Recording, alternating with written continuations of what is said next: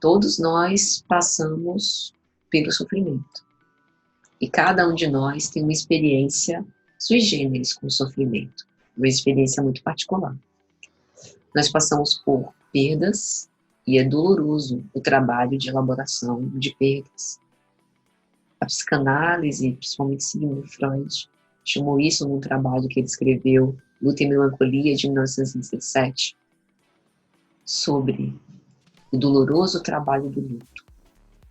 O trabalho da gente se acostumar com a ideia de que o nosso objeto de amor não mais está presente para que conosco estabelecer uma dinâmica.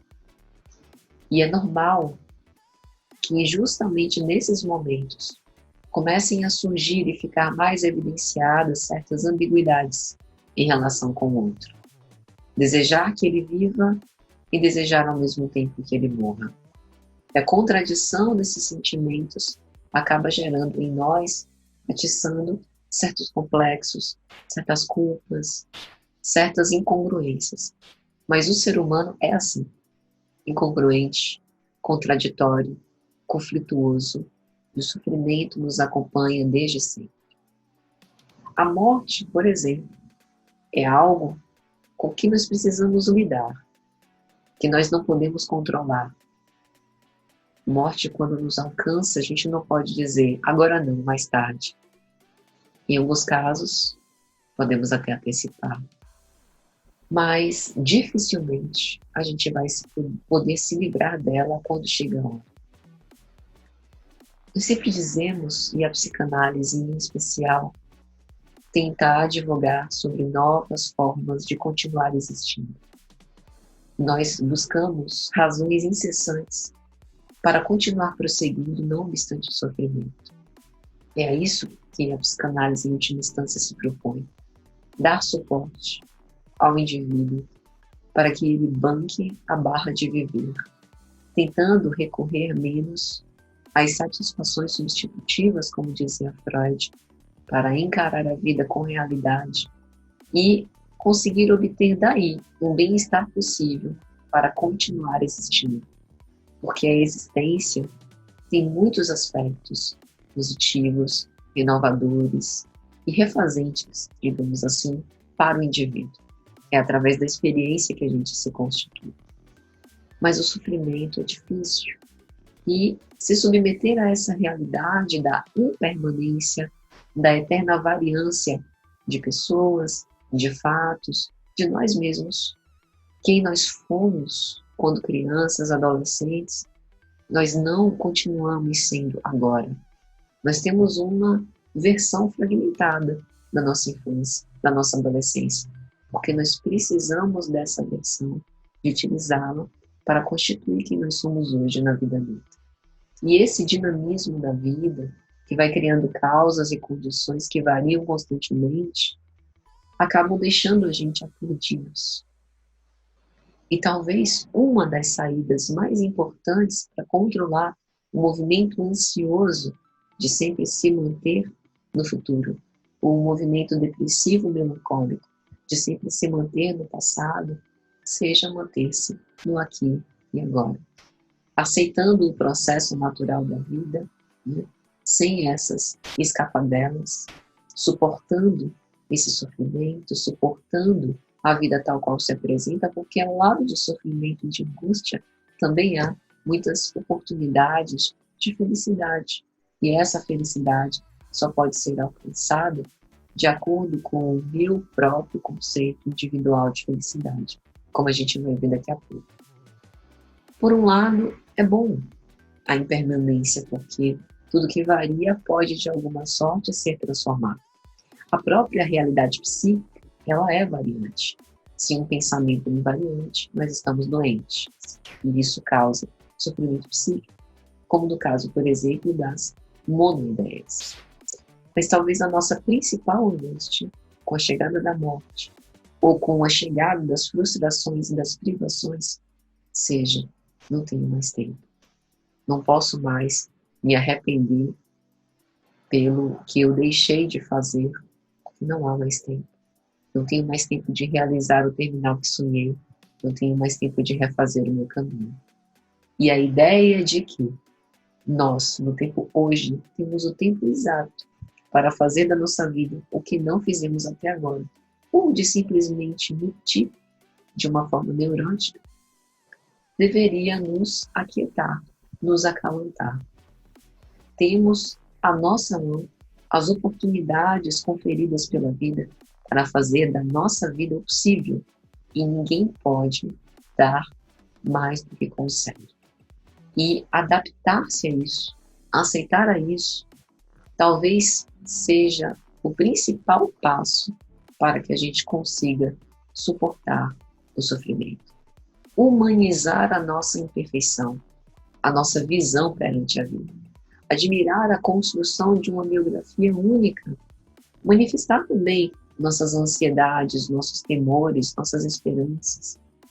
Despertar agonias, expectativas, frustrações, mas também dar o direito a nós mesmos de fazer algo diferente pela gente, que a gente chama de ressignificar. Nós somos capazes de morrer e renascer várias vezes em vida através dos traumas pelos quais nós vamos passando e que nos atravessam. E as reminiscências, através delas, que nós sofremos mais e muito menos dos fatos, tal qual aconteceram para conosco. Portanto, tomar consciência da nossa finitude deve nos levar ao movimento de aproveitar mais a vida presente. Pensar sobre o que eu posso ser ainda, porque ainda tenho tempo. Dentro dessa ideia, talvez os filósofos existencialistas nos forneçam um aparato substancial, teórico, para que a gente possa nortear as reflexões sobre o enfrentamento dos sofrimentos humanos. Os principais representantes que lembraria e citaria aqui hoje seria Kierkegaard e Sartre. Esses dois filósofos existencialistas nos mostram que a angústia também pode ser constitutiva, como ponto desprazeroso, desconfortável, indigesto, para que eu consiga continuar vivendo e talvez buscando, né, um desdobramento para isso que eu possa nomear, que eu possa simbolizar, que eu possa ressignificar, que eu possa, de certo modo, dar sentido. Algumas ideias sobre os existencialistas nos ajudam muito a enfrentar os sofrimentos. A primeira ideia talvez seria que nós fomos lançados ao mundo e que nós vivemos no mundo sob riscos e ameaças. Isso não deve ser desesperador, porque nós não estamos indefesos no mundo. Nós temos a nossa inteligência, nós estamos, de certo modo, ancorados pela cultura, né? E alguns utilizamos mecanismos defensivos, protetivos até, como a própria religião, religiosidade. E tudo isso, sob um amparo infantil dos nossos pais, a gente vai crescendo e vai aprendendo que a vida é dura. As primeiras frustrações que ocorrem já no período infantil nos mostram um limite que nos separa entre o meu desejo, entre o meu todo querer e que eu não posso tudo que eu quero, que também é uma outra concepção existencialista. Eu tenho um livre-arbítrio cerceado. Eu tenho uma capacidade de atuação que é interposta pela posição, pelo poder de um pai, uma mãe, uma figura materna, uma figura paterna, que me cerceia, que me tolhe, que me constrange. E isso é bom. É bom para o meu amadurecimento psicológico, é bom para que eu possa suportar a barra de viver, é bom para que eu acesse e desenvolva os recursos psíquicos internos com o objetivo de que eu siga mais forte, cada vez mais adiante. Um outro pensamento existencialista é de que a liberdade humana não é plena, nunca foi, em momento algum. Mas ela está condicionada a certas circunstâncias históricas da nossa existência. Então, eu sou responsável pela liberdade de que eu usufruo, sou responsável pelas ações que eu tomo com base no meu livre-arbítrio. E isso nos coloca de pé e apostos para bancar o nosso desejo. Aquilo que eu corro atrás, aquilo pelo qual vale a pena se sacrificar, podem passar a ser escolhas minhas. Um outro pensamento muito caro aos existencialistas que pode nos ajudar a lidar com os nossos sofrimentos também é que a vida humana não é um caminho linear rumo ao êxito, como às vezes a nossa sociedade atual tende a vender para a gente. A sociedade do sem limite, do limite que está apenas na sua cabeça. Trabalhe enquanto eles dormem e morra de ansiedade. Você precisa desagrilhoar-se das suas cadeias psicológicas, né? Quebrar clichês mentais, sair ou superar as suas crenças limitantes. E isso apenas por um esforço do pense positivo e faça diferente, porque o mundo é seu e está aí pronto a ser conquistado. A gente sabe que na prática não é bem isso que acontece. A vida é marcada pelo sofrimento. Nós temos privações, frustrações, a morte é uma certeza da vida. A doença, nós vamos caminhar para a decrepitude se não falecermos antes. Todas essas pequenas frustrações, esses pequenos traumas que a gente sofre, os lutos que a gente precisa enfrentar, nos coloca, nos depara com impossibilidades que a gente precisa atravessar, que a gente até tenta, mas que certas são intransponíveis. E o desenvolvimento da nossa inteligência, não apenas cognitiva, mas sobretudo emocional, também se dá por conta do contato a esses aliens. Graças a eles, nós nos movemos. Um outro pensamento existencialista muito interessante aqui. Nós não podemos ignorar o sofrimento humano, mesmo que nós utilizemos distrações, viciações, substituições para poder esquecer a barra de viver. Esse pensamento volta. Ele não morre, ele não cessa. E a angústia existencial também. A gente pode respondê-la no momento, aplacá-la, tentar suavizá-la, mas num outro momento a gente vai precisar se deparar com ele e encarar de novo o sofrimento para vencer uma outra etapa desse longo e árduo processo de desenvolvimento pessoal. E talvez uma das obras freudianas na psicanálise que mais falem sobre o sofrimento, até porque foi escrita por Freud no momento para ele de muito sofrimento. Ele tinha perdido a filha, perdido um neto, já tinha passado pela Primeira Guerra, em 1930, um mal-estar na cultura ou um mal-estar na civilização.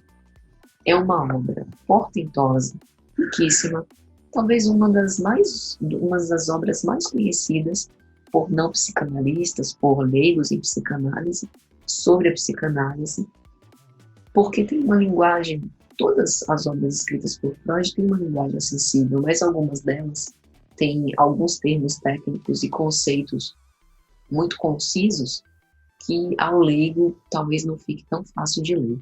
Mas o Mal-Estar na Cultura é uma obra bem acessível que fala sobre dramas humanos, existenciais, né?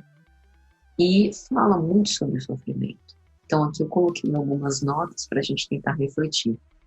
Primeiro que Freud fala nessa obra da vivência do sujeito como um ser social, além da sua própria psique.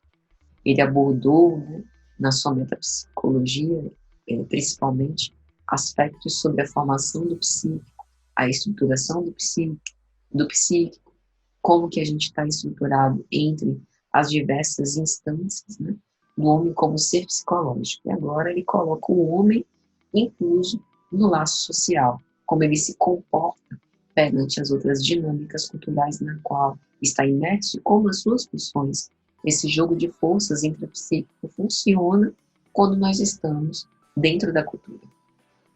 Ele vai defender que nós somos seres domesticados, né, civilizados, mas por dentro nós somos animais enjaulados. É como se um primitivismo sempre nos habitasse. Isso pode assustar um pouco, né, porque é como se nós fôssemos feras enjauladas, Mas essa é uma analogia freudiana para falar sobre o jogo das pulsões. As pulsões são as nossas emoções, né? É aquilo que antecede ao desejo. Então, o princípio do prazer, o princípio da realidade, acabam sendo esses fundamentos básicos, né, do princípio do funcionamento psíquico, em decorrência da briga titânica, digamos assim, entre Eros e Thanatos, pulsão de vida e pulsão de morte. O tempo inteiro estão em operação no nosso psiquismo, e esse jogo tensional tenta nos defrontar com o que nós vamos fazer com isso, com as nossas demandas internas e com aquilo que está interposto do lado de fora pela realidade, pela cultura, pela autoridade, pelo ter que fazer. Uma outra coisa interessante também que ele fala é que a cultura tenta nos domesticar por conta dos nossos instintos naturais e inatos de agressividade e destrutividade. Isso não significa que nós sejamos bárbaros, mas a agressividade inata é aquela que fala sobre a ânsia de viver, né?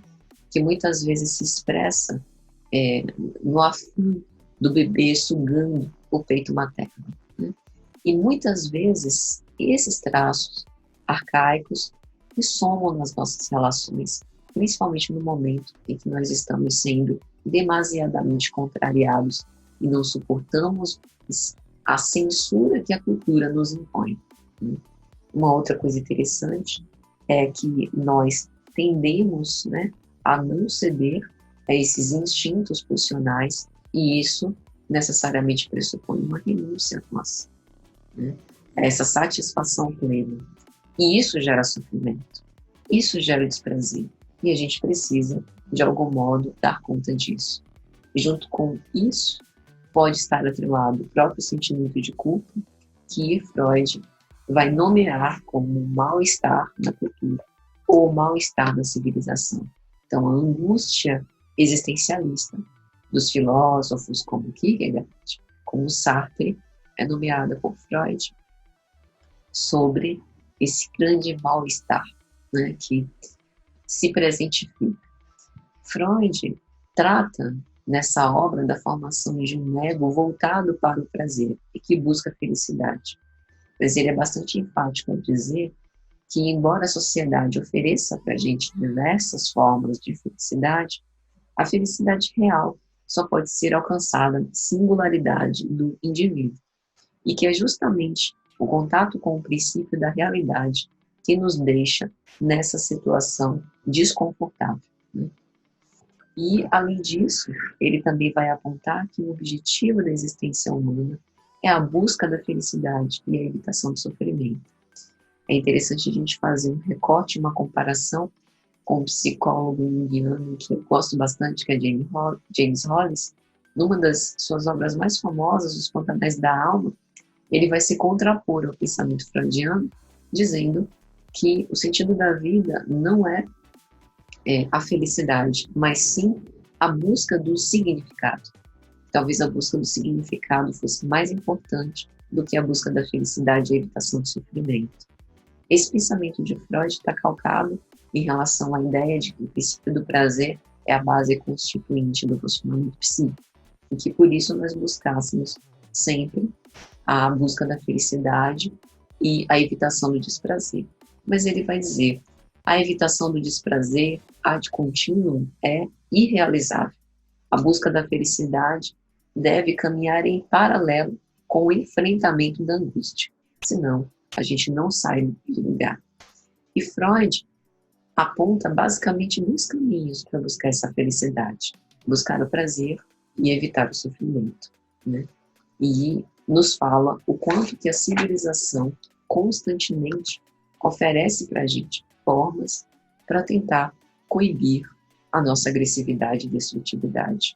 Uma das respostas é o que ele chama como narcisismo das pequenas diferenças, que se encontram nos grupos os quais se hostilizam, em que a censura não foi suficiente para coibir manifestações inamistosas, né?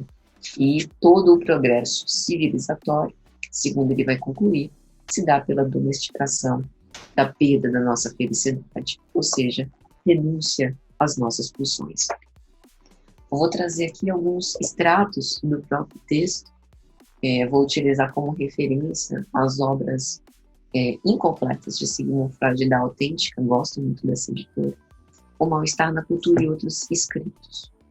Então, uma das coisas que ele vai falar é que a vida, tal como nos é imposta, é muito difícil para nós, nos traz muitas dores, desilusões, tarefas insolúveis.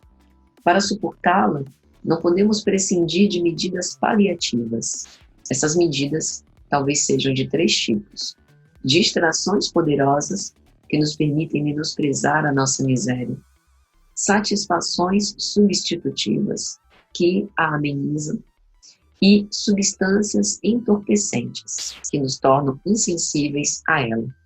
Qualquer coisa dessa espécie é indispensável. Então, essa afirmação é bem forte. Freud vai dizer que a gente precisa de alguma coisa para recorrer para suportar a barra de viver. Não dá para viver sem essas escoras, sem essas ancoragens. E aí ele cita as medidas mais comuns, né? As distrações, que a gente vê muito hoje, né? Com o advento das redes sociais, tantas formas de entretenimento, né? Para que a gente possa, de certo modo, rir um pouco das nossas próprias misérias, né? O próprio humor poderia se figurar dentro dessas distrações, o consumismo explorado e denunciado já por Zygmunt Bauman, quando ele vai dizer que nós acabamos nos tornando um produto nessa sociedade do consumo e do desempenho. As satisfações substitutivas, em que a gente não cuida tanto da nossa miséria, mas cuida da miséria da vida dos outros e, pela maledicência, consegue fugir um pouco do nosso sofrimento para rir do sofrimento alheio. As substâncias entorpecentes, né? Nós estamos na comunidade de adictos de diversos modos, né? Jogos, álcool, açúcar, drogas ilícitas e drogas lícitas, né? Cocaína, crack, dentre outros. Então, dentre as satisfações substitutivas, ele ainda cita a arte, que seria uma saída pela sublimação. Ele diz: as satisfações substitutivas, como as oferecidas pela arte, são ilusões em relação à realidade e por isso não são menos eficazes psiquicamente, graças ao papel que a fantasia conquistou na vida anímica, na vida psíquica. Os meios entorpecentes influenciam o nosso corpo e alteram a química. Não é fácil indicar também o poder, né, que essas satisfações substitutivas, que esses entorpecentes têm para aplacar essa nossa angústia, né? Muitos de nós que tentamos fugir da realidade também pelo sono, dormindo demais, né? Fugimos também pela realidade, viciando-nos, né? Nesses meios entorpecentes. Além disso, ele também vai apontar que os próprios seres humanos deixam reconhecer pela sua conduta, como sendo o propósito e a intenção de sua vida, que eles exigem da vida o que nela querem alcançar. Anseiam por felicidade, querem ser felizes e permanecerem assim. Mas isso não é possível. Essa felicidade infinita, incessante, né? Digamos assim, sem pausas, permanente, não existe. Porque a vida é variante, né? Por um lado, ele quer a ausência, o ser humano, da dor e do desprazer. Por outro, a experiência de intensos sentimentos de prazer. Por isso que a gente busca com tanta recorrência o álcool, os fins de semana, as viagens de férias, né? Esses momentos em que a gente vai estar tranquilo, sossegado e sem sofrimento. No sentido mais restrito da palavra, diz Freud, felicidade se refere a essa meta de buscar sempre intensos sentimentos de prazer. E ele vai falar, né, que essa felicidade só é possível em última instância quando a gente alcança esse significado próprio. E as saídas para isso são as mais variadas, né? Ele fala também sobre os modos de defesa contra o sofrimento que a gente busca, né?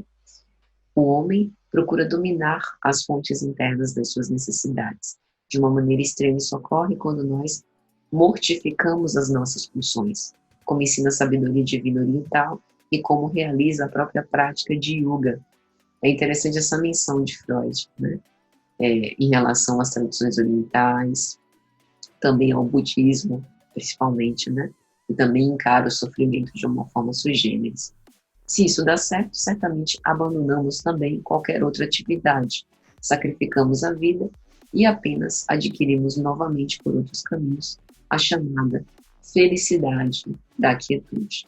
E, já encerrando essas citações freudianas, né, essa é a parte que no texto eu acho mais interessante para os nossos propósitos aqui, a felicidade no sentido moderado, em que é reconhecida como possível, é um problema da economia libidinal do indivíduo.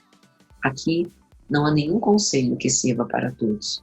Cada um precisa tentar por si mesmo a maneira particular para se tornar feliz. Não há receita de um. A felicidade é de fato individual.